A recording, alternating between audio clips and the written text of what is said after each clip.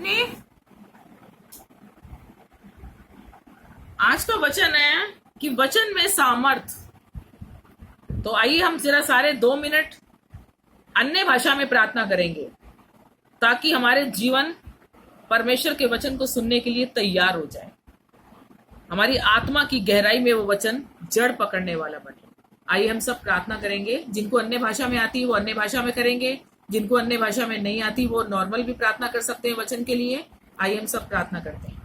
प्यारे पिता सर्वशक्तिमान, मैं आपका करोड़ों बार धन्यवाद करती हूँ आपकी उपस्थिति में। एक बार फिर मैं आपकी हजूरी में हूँ प्रभु, मैं उसके लिए कोटि कोटि धन्यवाद करती हूँ कि आपने एक बार फिर मुझे अपने लिए खड़ा किया।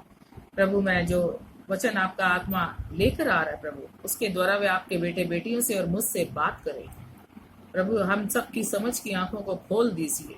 रिखाली अंदर खालाबा सिंदलाबा शीकोराबा जीदी रीकी रीताराबा सिंदा खालाबा शीरोरा रबारी अंदराबा सीदोलाबा शीदोरे ते तेले अंदर खालाबा सीदोलाबा शिकोराबा जिंदले बिसीदोरा रूजादारी अंदलामा सिक्रो होली यतराबा सिक्रो होली शिकारी यतरी यतनदले यतला ली रहोबा यतरी अंदराबा सीताराबा यीशु के नाम में हर एक का हृदय खुल चुका है, वचन के लिए सुनने के लिए तैयार हो चुके हैं। हर एक के जीवन के ऊपर प्रभु आप अपना नियंत्रण लीजिए। हर एक की हृदय की उपजाऊ भूमि में ये वचन जड़ पकड़ने वाला बने प्रभु। हर एक की भूमि, हृदय की भूमि को नम्र कीजिए प्रभु। जहां जहां जिस जिस भूमि में ये वचन गिरे वो 1000 गुना फल लेकर आने वाला बने। हर एक के हठी मन को बदल दीजिए, हर एक के पत्थर के हृदय को मांस का हृदय बना दीजिए। रींदोलाबा सीख खालाबा शिक्र होली जीदारा खालाबा प्रभु, जो जो तेरे वचन को सुन रहे हैं, जितने इस समय ऑनलाइन में जुड़े हुए, जितने इस समय मेरे सामने बैठे हुए प्रभु, हर एक को मैं नाम बनाम तेरे हाथों में सौंप देती हूँ। जो जो तेरे वचन को सुनता है उसका जीवन आज बदल चुका है, उनकी समझ की आंखें खुल चुकी हैं, वो वचन की सामर्थ की ताकत को पहचान चुके हैं। प्रभु, तेरा वचन सामर्थी है, हर एक के जीवन को बदलने में सामर्थी है प्रभु। तेरे लिए कुछ भी मुश्किल नहीं है। धन्यवाद पवित्र आत्मा पिता, आज के वचन के द्वारा हम सब से बात करने के लिए। प्रभु, बोलने वाली मैं नहीं, आपका आत्मा मेरे द्वारा होकर आपके बेटे बेटियों से और मुझसे बात करे, यीशु मसीह नासरी के नाम में, आमीन। आइए देखते हैं लूका 1:37।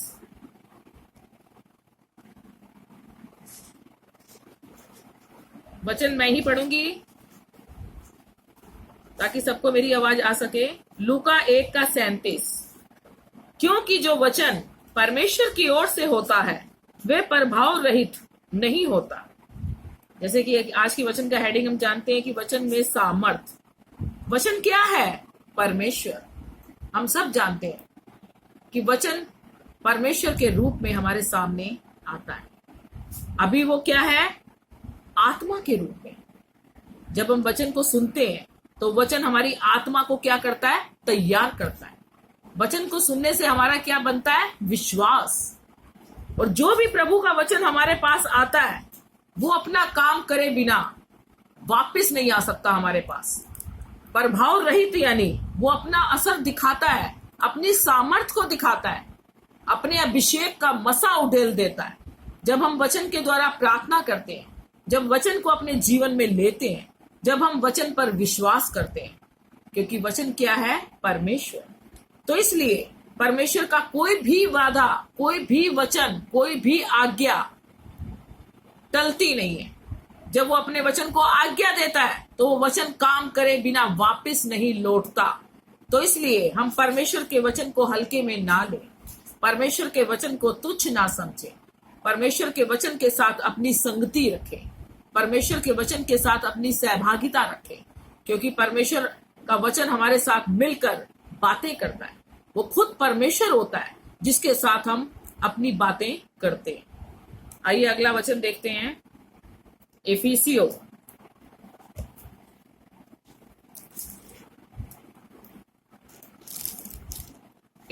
5:14।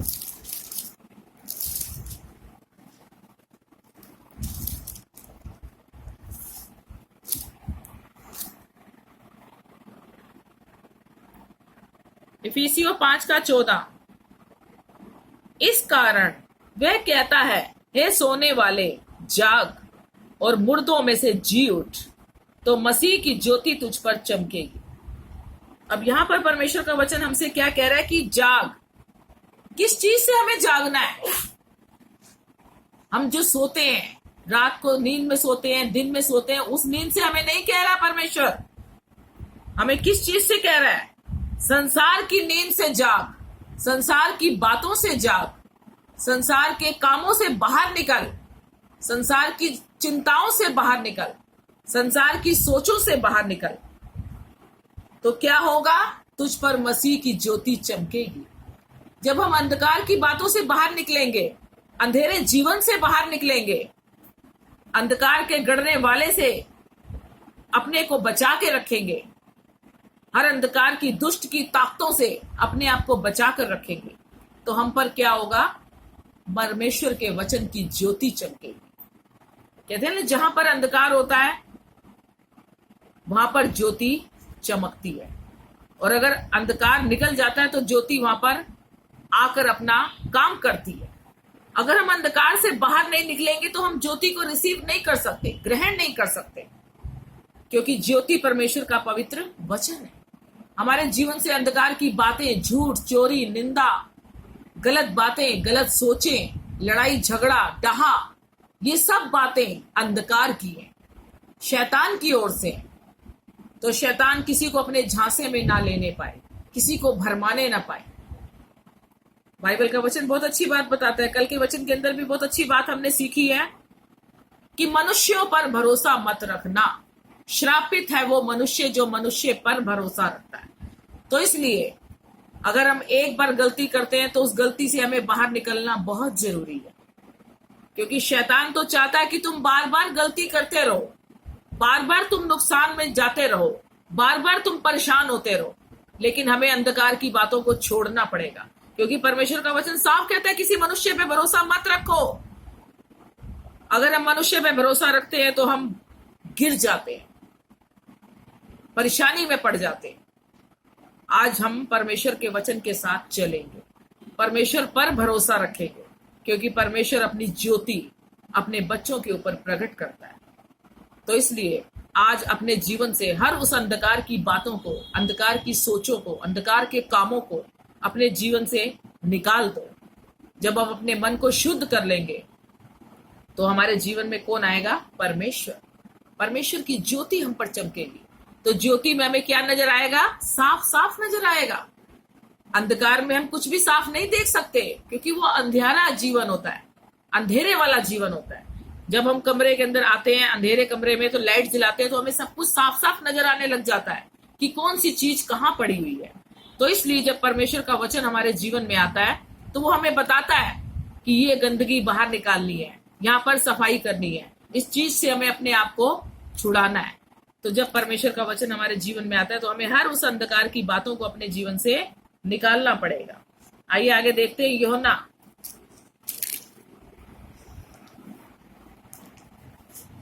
14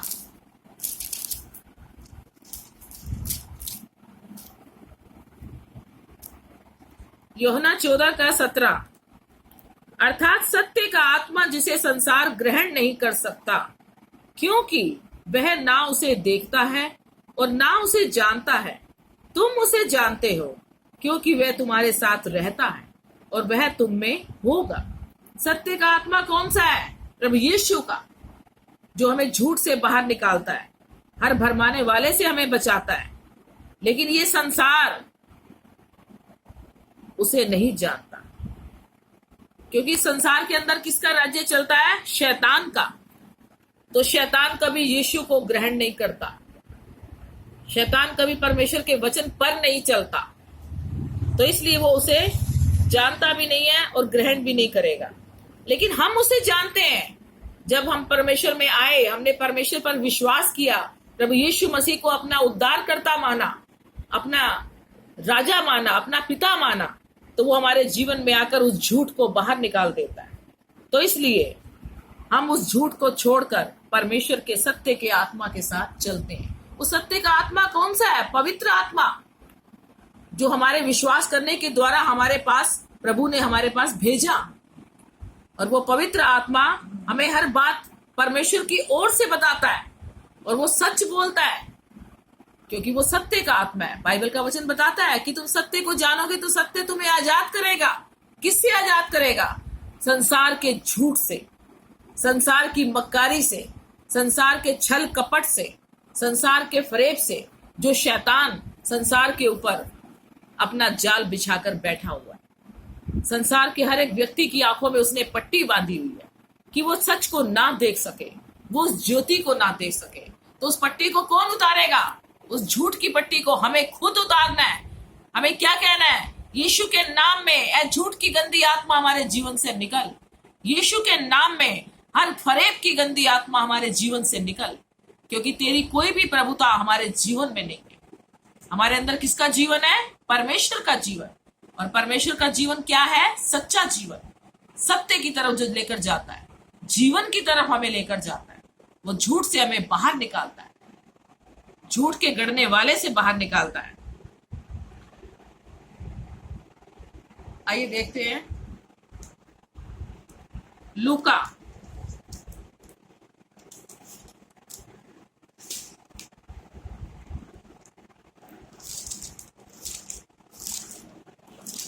लूका 6 का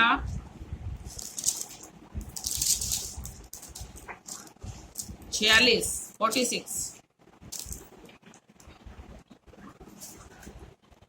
जब तुम मेरा कहना नहीं मानते तो क्यों मुझे हे प्रभु कहते हो? यहाँ पे परमेश्वर साफ कह रहा है कि जब तुम मेरा कहना नहीं मानते तो तब तुम मुझे हे प्रभु क्यों कहते हो? बाइबल का वचन कहता है जिसे तुम देखते हो, जिन रिश्तों के साथ तुम रहते हो, चाहे वो माँ बाप है, पति पत्नी है, बेटा बेटी है, भाई बहन है, कोई भी रिश्ता है, जिन्हें हम देख रहे हैं, उनसे जब हम प्यार नहीं करते तो हम परमेश्वर से कैसे प्यार कर सकते हैं? क्योंकि यहाँ साफ लिखा है कि जब तुम मेरा कहना नहीं मानते तो क्यों मुझे हे प्रभु करते हो। उसका कहना क्या है कि जिन्हें तुम देखते हो उनसे प्यार करो। जो परमेश्वर ने प्रेम हमसे किया है वही प्रेम हम हर रिश्ते से, इस जगत के हर एक व्यक्ति से, आसपास के लोगों से, इस संसार के हर एक भाई बहन से करें। तब हम परमेश्वर की उस आज्ञा को पूरा करेंगे। तब परमेश्वर हमें ये नहीं कहेगा कि तुम मुझे हे प्रभु क्यों कहते हो। ये उन्हीं के लिए बातें हैं जो परमेश्वर की आज्ञा को तोड़ देते हैं, जो परमेश्वर की आज्ञा को पूरा नहीं करते। इसका अगला भी हम पढ़ेंगे। जो कोई मेरे पास आता है और मेरी बातें सुनकर उन्हें मानता है, मैं तुम्हें बताता हूं कि वह किसके समान है। यानी जब हम परमेश्वर के पास आते हैं तो परमेश्वर की हमें उस बात को मानना भी जरूरी है। मान लो फॉर एग्जाम्पल, जैसे माता पिता अपने बच्चे को अपने पास बुलाते हैं किसी काम के लिए।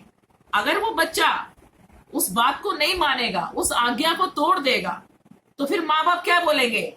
मुझे आज के बाद मम्मी मत कहना, मुझे आज के बाद पापा मत कहना। उसी तरह परमेश्वर भी हमें कह रहा है कि जब तुम मेरी आज्ञा को टाल देते हो, जब तुम मेरी आज्ञा को तोड़ देते हो, तो फिर तुम मुझे हे प्रभु क्यों कहते हो?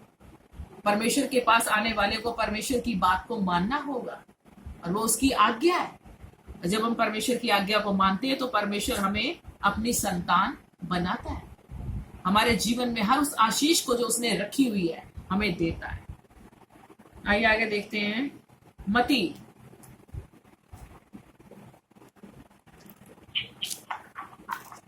17।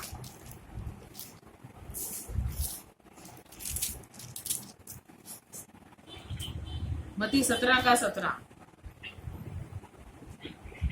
यीशु ने उत्तर दिया, हे अविश्वासी और हठीले लोगों, मैं कब तक तुम्हारे साथ रहूंगा, कब तक तुम्हारी सहूंगा?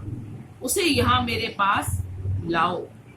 ये बात किसको कही जा रही है? जब एक व्यक्ति दुष्ट आत्मा ग्रस्त बालक को यीशु के पास लेकर आता है, तो ये बात क्यों कही गई है? क्या कोई बता सकता है? जितने लोग परमेश्वर के वचन को सुन रहे हैं और बाइबल पढ़ते हैं, उनमें से कोई बता सकता है तो बताए कि ये बात प्रभु उनसे क्यों कह रहा है कि मैं कब तक तुम्हारे साथ रहूंगा? बोलो।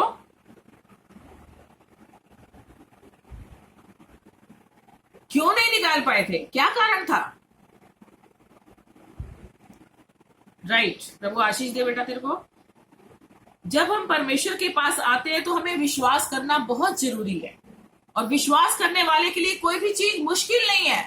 उसके पास अगर दुष्ट आत्मा ग्रस्त व्यक्ति कोई आता है, कोई बीमार आता है, कोई किसी भी प्रॉब्लम में आता है, कोई किसी भी तकलीफ में आता है, तो परमेश्वर के पर विश्वास करने वाला व्यक्ति जब उसके ऊपर हाथ रखता है तो उस हाथ के द्वारा प्रभु का आत्मा काम करता है। क्योंकि हर पूरी बाइबल के अंदर जितने बीमार लोग प्रभु यीशु मसीह के पास आए थे, तो परमेश्वर ने उनसे क्या कहा था? क्या तू विश्वास करती है? तेरे विश्वास ने तुझे चंगा किया। हमारा विश्वास, खुद का विश्वास काम करता है। अगर हम राई के दाने जितना भी विश्वास करेंगे, तो हम किसी भी बीमार के ऊपर अपना हाथ रखेंगे तो वो बीमार चंगाई पाएगा। तो यहां पर परमेश्वर अपने चेलों से क्यों कह रहा है कि मैं कब तक तुम्हारे साथ रहूंगा? इसीलिए बोला गया है कि हे अविश्वासी और हठीले लोगों। अविश्वासी किसे बोला गया है? जो विश्वास में कमजोर होते हैं। हठीले किसे बोला गया है? जो हठी मन के होते हैं, ढिठाई की आत्मा उनके अंदर होती है, जिद्दी होते हैं। लेकिन परमेश्वर के पास आने वाले को विश्वास करना बहुत जरूरी है। नम्रता, दीनता, हम्बलता। अगर हम परमेश्वर के पास आए हैं तो हम परमेश्वर के आगे अपने सर को झुकाएं और नम्र होकर प्रभु के हर एक वचन का पालन करें।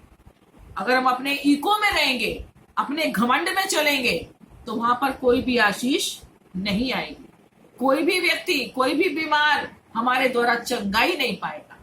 लेकिन जब हम परमेश्वर के पास आते हैं तो परमेश्वर के प्रेम से भरकर, परमेश्वर की आत्मा से भरकर, परमेश्वर के विश्वास में भरकर हम जब दूसरों के लिए प्रार्थना करते हैं, वहां पर आशीष आती है। उस आशीष को कोई रोक नहीं सकता। हमने सबसे पहला वचन क्या पढ़ा था कि परमेश्वर का वचन प्रभाव रहित नहीं होता। जब हम परमेश्वर के वचन के अनुसार प्रार्थना करते हैं, विश्वास की प्रार्थना करते हैं, तो वहां पर बीमार चंगे होते हैं। हमें अपने अविश्वास का अपने अंदर से निकालना पड़ेगा, हठी मन को अपने अंदर से निकालना पड़ेगा। क्योंकि परमेश्वर आज हमारे साथ नहीं है, लेकिन उसका वचन हमारे साथ है। आत्मा के रूप में उसका वचन हमारे साथ रहता है।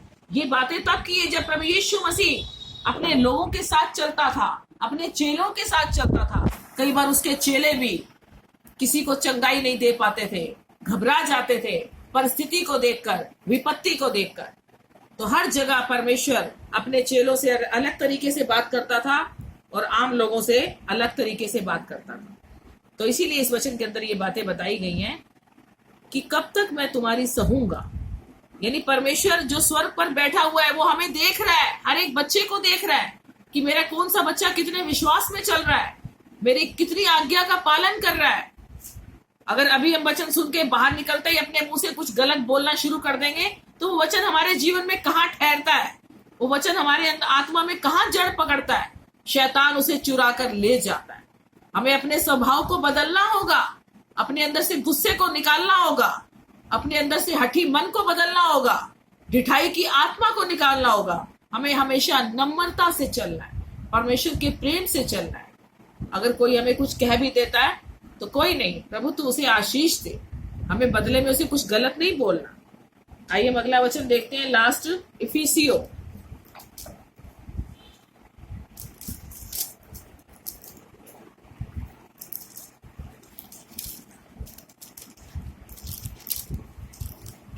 मर्ज नहीं हो रही, मर्ज।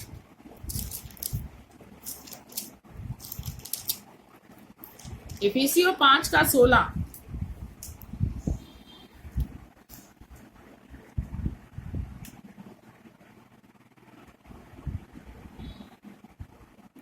सबने निकाल लिया?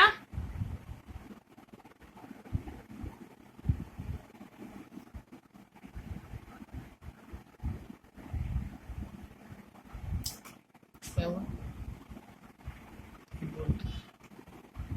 सब पकड़ गए? फोन हैंग हो रहा है। सब पकड़ गए? तो आप बोलते इफिसियो 5:16। अवसर को बहुमूल्य समझो क्योंकि दिन बुरे हैं। हम प्रभु का धन्यवाद करते हैं कि परमेश्वर का एक एक वचन हमसे बात कर रहा है कि अवसर को बहुमूल्य समझो। हम इस समय जानते हैं कि कौन समय चल रहा है।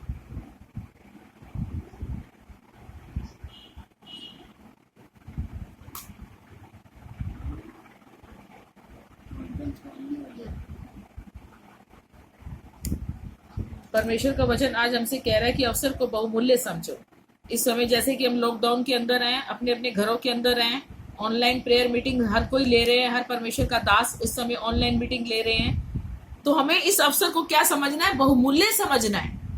हमें अपना अवसर समय खराब नहीं करना बेकार की बातों में, बेकार की चीजों में। हमें एक साथ मिलकर प्रार्थना करनी है, एक साथ मिलकर परमेश्वर के वचन को आप पालन करना है। प्रार्थना में एक साथ मिलकर प्रभु की महिमा करनी है, घोषणाएं करनी है, स्तुति करनी है। तो इसलिए हम समय को खराब ना जाने दें, बेकार की बातों में अपना समय खराब ना करें। और अगला वचन बता रहा है 18वां, दाखरस से मतवाले ना बनो, क्योंकि इससे लुचपन होता है, पर आत्मा से परिपूर्ण होते जाओ। यानी हमें दाखरस के मतवाले नहीं बनना।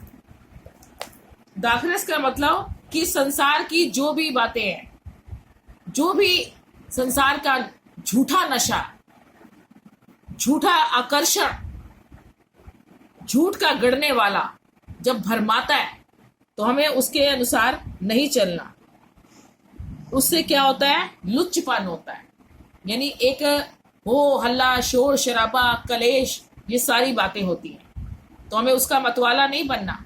हमें आत्मा में परिपूर्ण होते जाना है।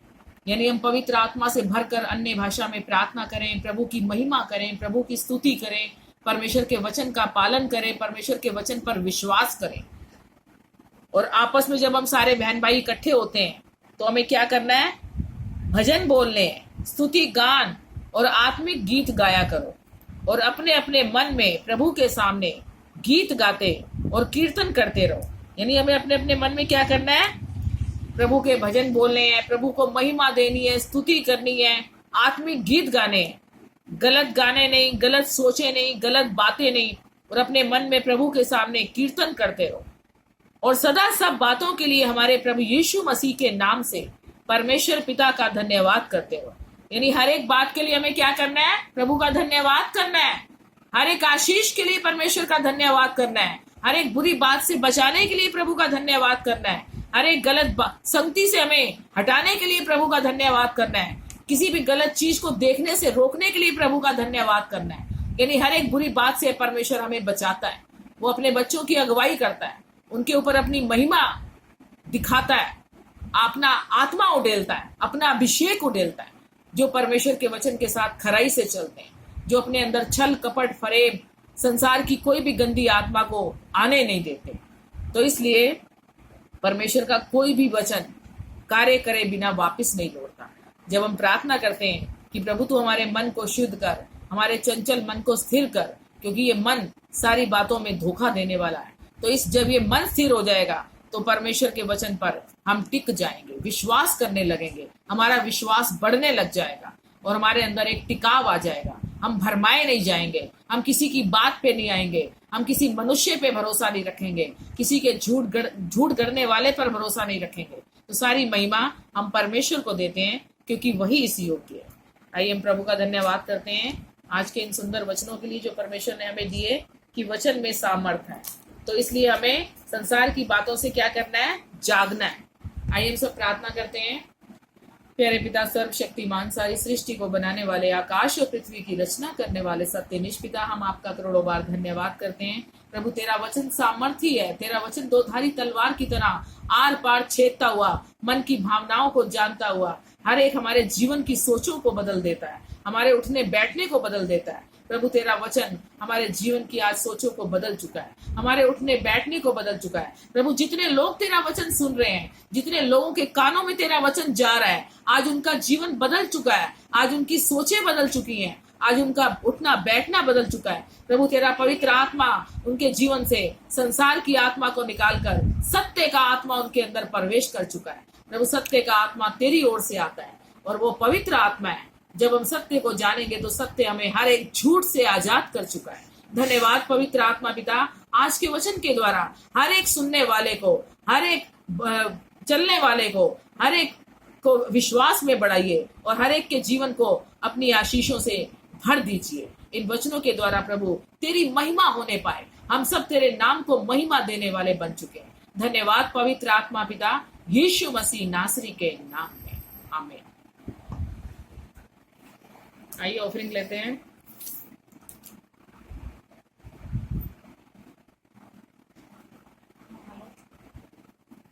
ले बेटा, ले मम्मी, ये ले।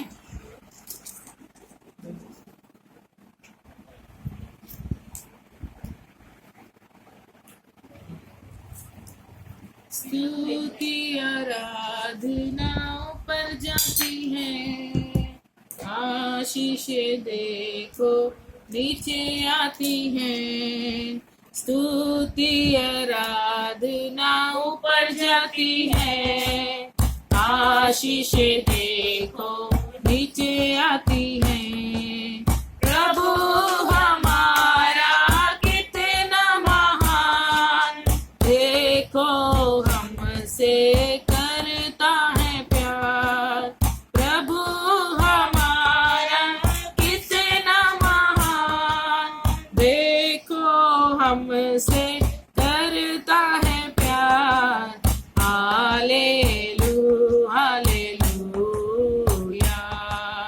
Hallelujah, hallelujah.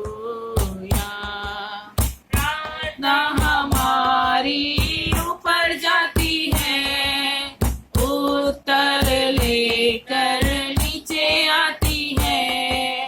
प्रार्थना हमारी ऊपर जाती है, उत्तर लेकर नीचे आती है। प्रभु हमारा कितना महान, देखो हमसे करता है प्यार।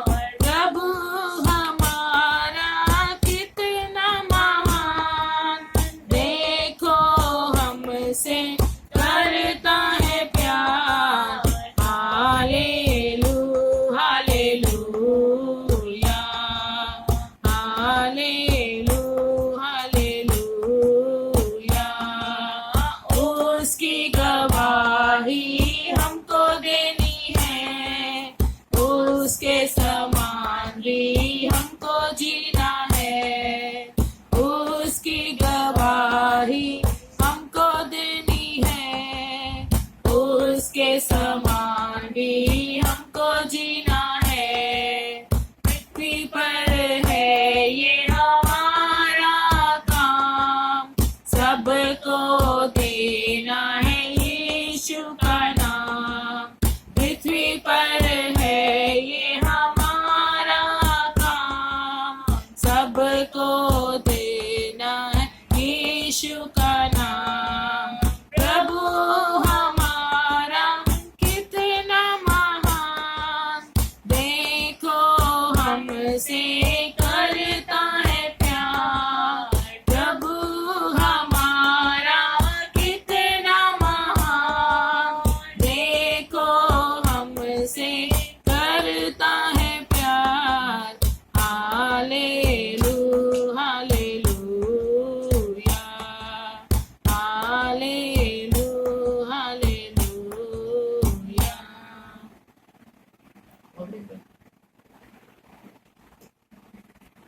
ये क्यों ले रहा है?